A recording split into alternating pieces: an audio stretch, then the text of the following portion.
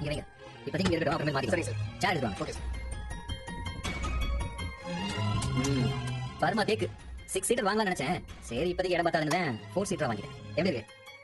நல்லா கட்டேபிள் பிடிச்சிருக்கா உனக்கு? இந்த டைனிங் டேபிள் வேலை எவ்வளவுங்க? அதெல்லாம் உனக்கு இருக்கு. சும்மா சொல்லுங்க தெரிஞ்சுக்கிறேன். ஏய், காசா முக்கியம்? அழகா இருக்குல்ல, அதே முக்கியம்.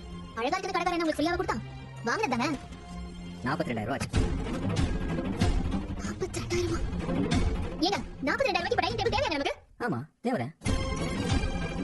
சமைக்கிறதுக்கு பாத்திரம் இல்ல, காய்கறி இல்ல, ஒரு காஃபி போட்டு குடிக்கிறதுக்கு பால் பாக்கெட் கூட வாங்க முடியல. அந்த டைனிங் டேபிள் மட்டும் வாங்கி போட்டுட்டியே, அதுவும் எம்பிட்டு 42,000 டைனிங் டேபிள் வாங்கி போட்டுட்டியல, இதுல உட்கார்ந்து நீங்க என்ன சாப்பிடுறீங்க? வச்சிருங்க.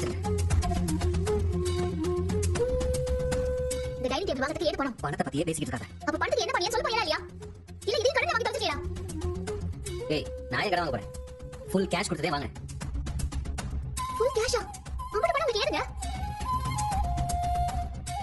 கேட்டுட்டு கேள, வாய் தந்து சொல்லுங்க. மிஸ்டர் பாண்டியன் 10 லட்சம் ரூபாய் கொடுத்தார்ல, அந்த படத்துல இருந்து எடுத்து வாங்கினதே.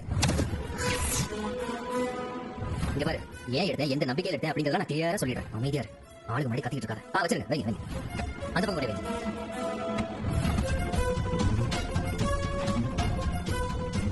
இங்க பாரு, பண விஷயத்தை பத்தி நம்ம அப்புறமே பேசிக்கலாம். பால், காய்கறி, வேற என்னெல்லாம் தேவையோ அதை முதல்ல பார்ப்போம். நான் போய் வாங்கிட்டு வந்துடுறேன். என்னெல்லாம் வேணுமோ எல்லாத்தையும் வாங்கிட்டு வந்துடுறேன். சரியா?